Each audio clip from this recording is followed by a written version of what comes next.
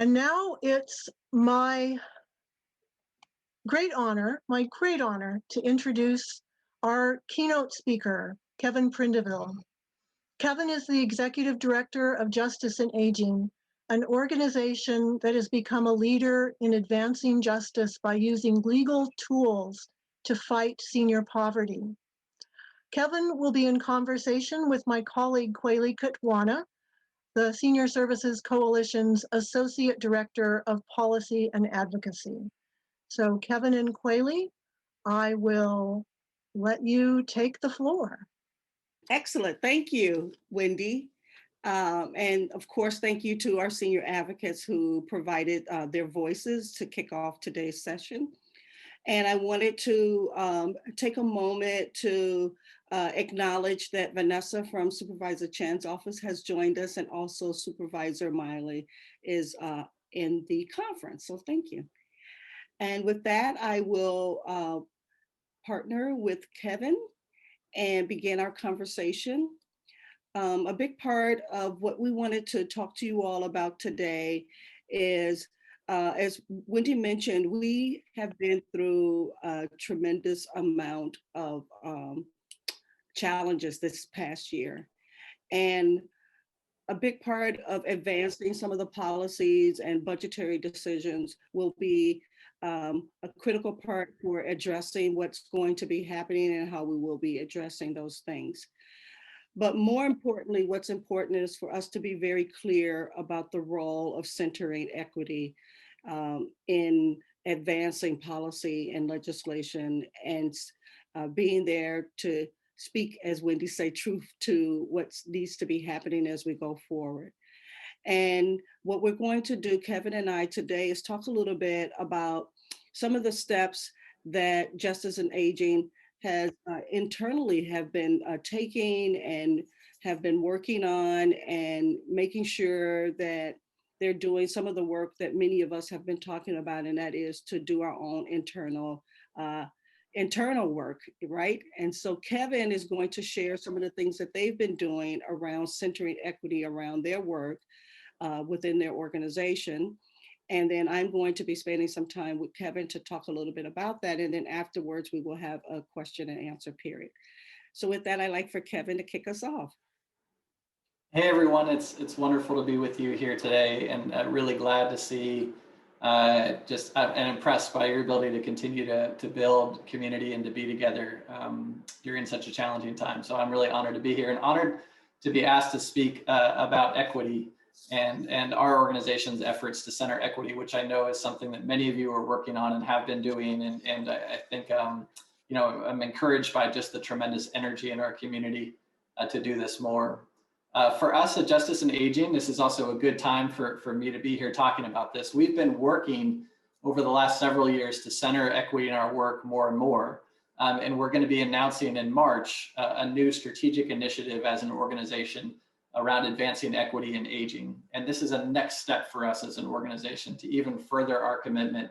And our goal is really to make sure that all of our programs, the trainings we do, the education we do, the policies we fight for, the cases, the class action litigation that we bring, is all centered in equity, and in particular in racial equity issues. And I'll point to a couple of things that brought us to this point in our journey as an organization. The first is really, like Kweli said, the internal work that we've been doing. For about the past 5 years, we've been working to build a more diverse, inclusive, and equitable culture within Justice and Aging. And that really started with a desire and a need to build a more diverse staff. And as we became more diverse as a staff, we realized that a diverse staff was not enough, that we needed to build really an inclusive culture to recruit diverse staff and retain diverse staff, and to enable everybody to do their best work. And so over the last 5 years, we've been led by an internal group of staff that have brought in trainers and worked with outside consultants to help us as a staff really do individual work, interpersonal work, organizational work, to try to build an organization that is living up to some of the values that we say we want in the world. And that's an ongoing process. But our work at that internal, being the kind of first thing we did, has sparked a second thing that I think has been important, and that is that our staff became more diverse and our culture became more inclusive.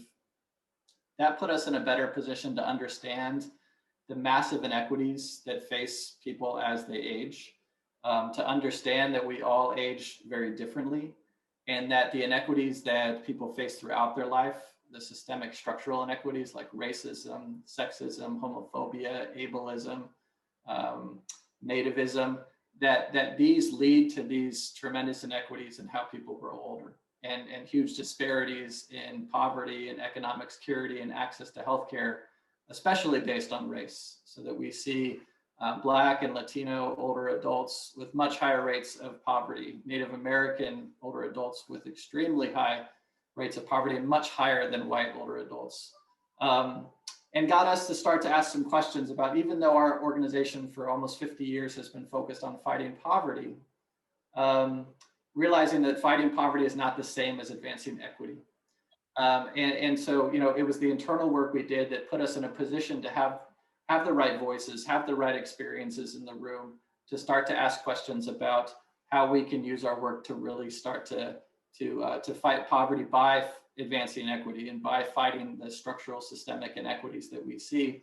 And then if we needed any more reason, any more spark, this last year was that spark. We were actually in the midst of strategic planning that was very focused on centering equity in 2019, and then came 2020 and COVID and its impact on older people, and then in particular its impact on older adults of color, made very clear these inequities and how they show up in just the most life and death way. And then of course the events of the summer and the murder of George Floyd, and the way that changed conversations in our country about equity, really galvanized us in this move. So those are some of the things that have led us to where we are now. Great. And I wonder if you could follow up with a couple of questions I have based on what you just shared with us.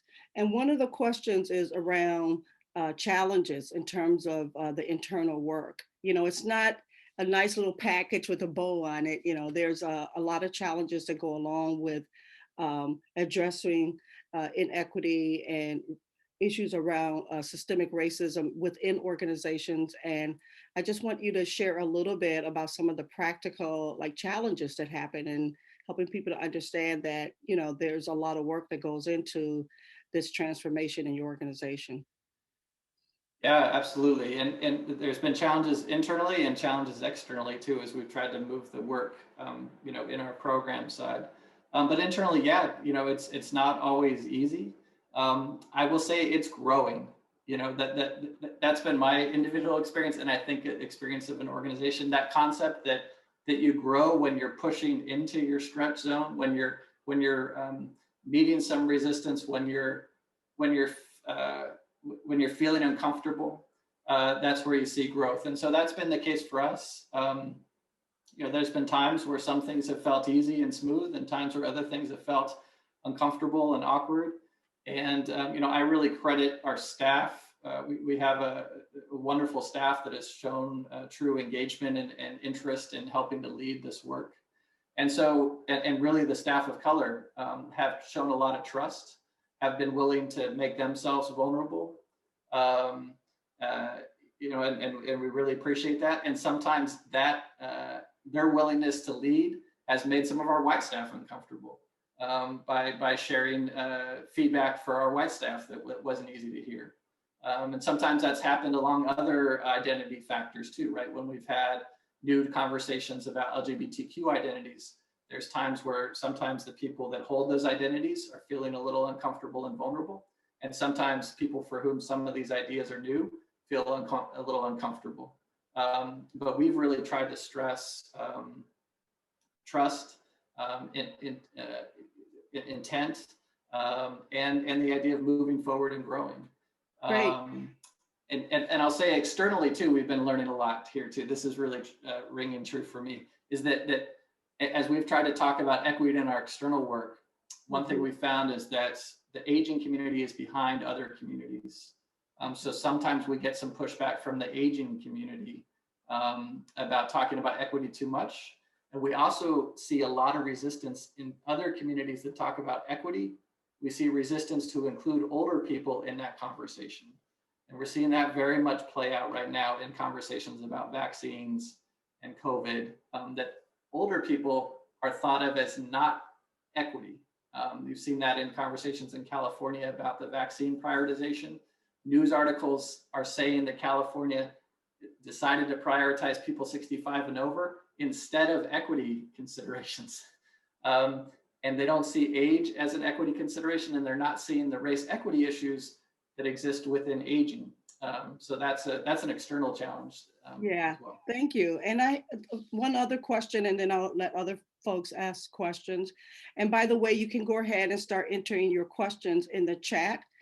One last question that I have for you is about the value added.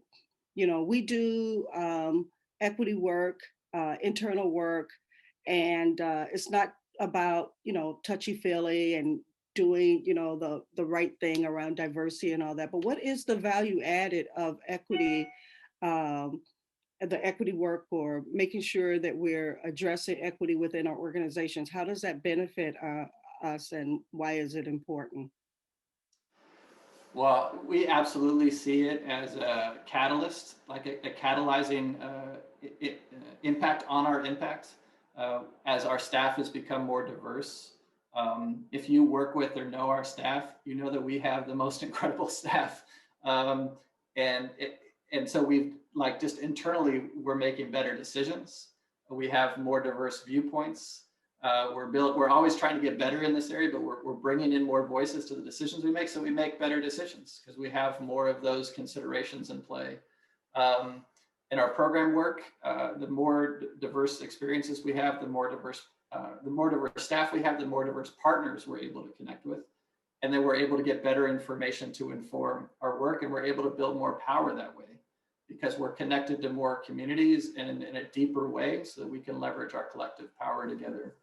And then what our hope is, as we continue down this journey, is that we'll also be able to identify, you know, we work in the realm of policy, of law and policy. And that as we are thinking more about these equity issues at the beginning, that we're connecting with more partners that will bring their lived experiences to us, that we'll find better policy solutions. Because right now we've been around for 50 years, we've accomplished a lot, but we seem to keep heading in the same direction, right? That the outcomes seem almost baked in. It's like more poverty, more problems with healthcare. So we need to think differently. We need to build a new set of tracks.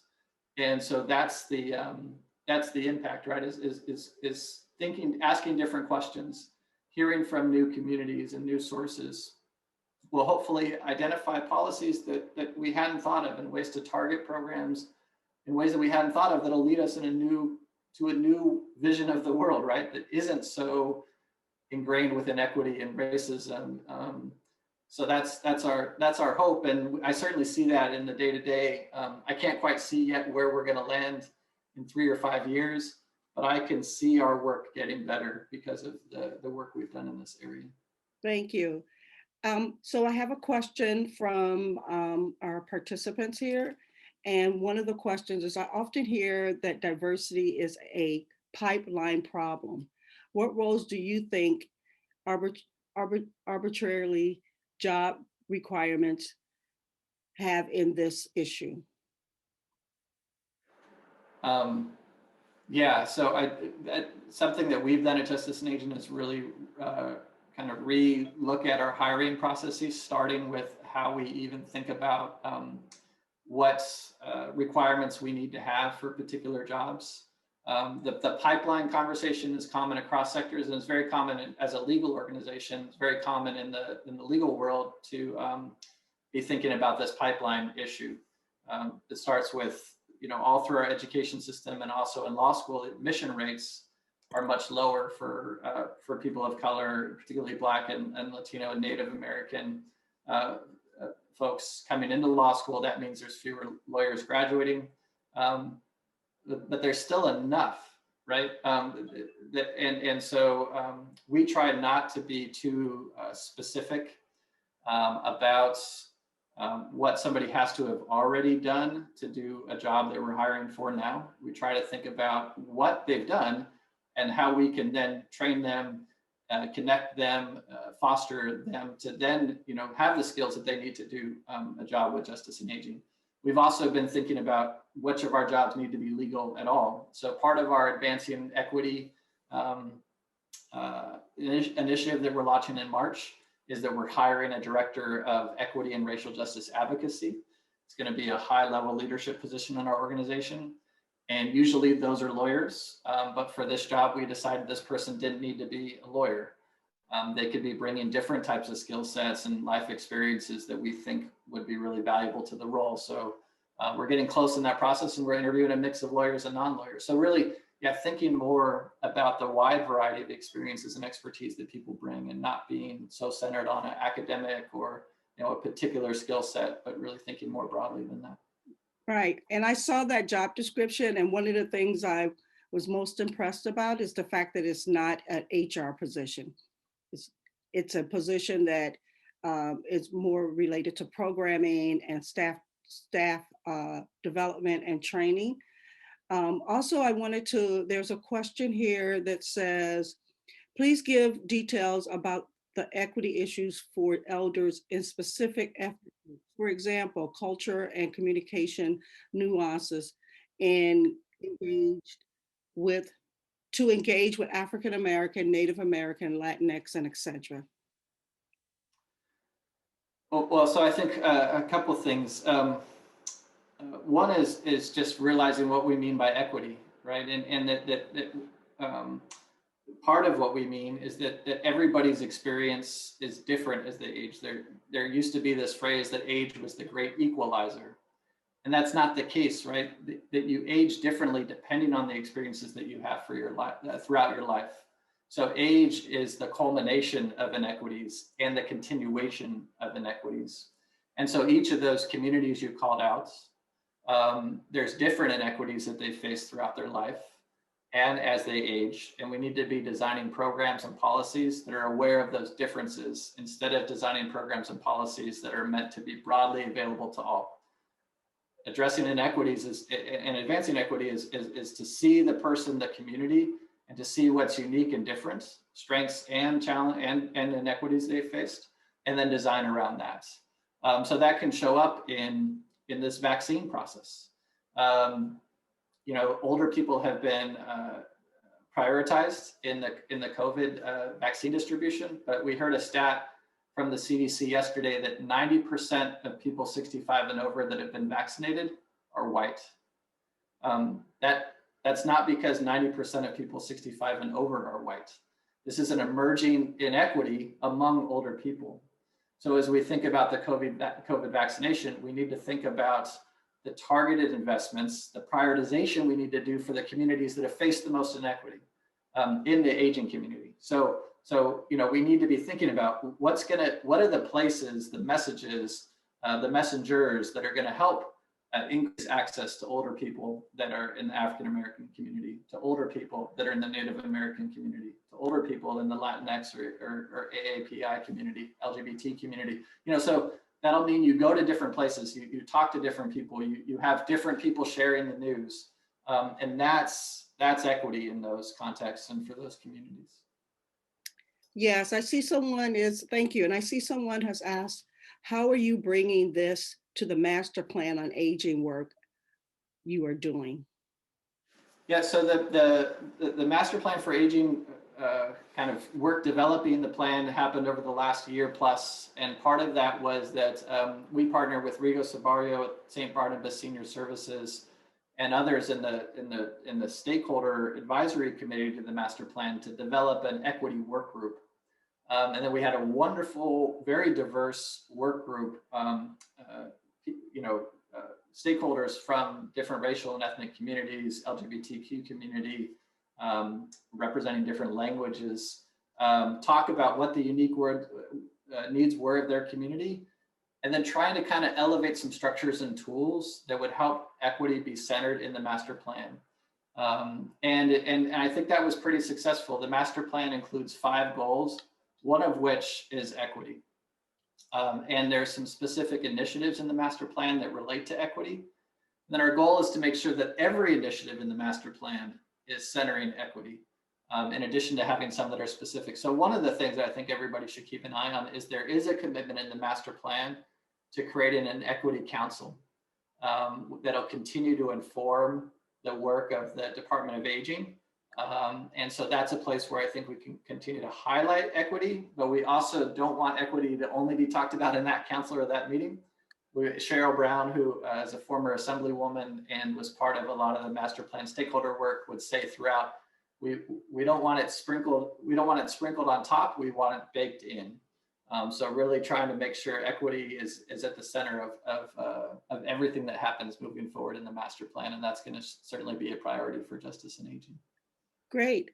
So we have 2 minutes left. And what I wanted to do is, first of all, I want to thank you and ask if you could give us one aha moment that you all had in your organization regarding your pathway for racial equity and equity.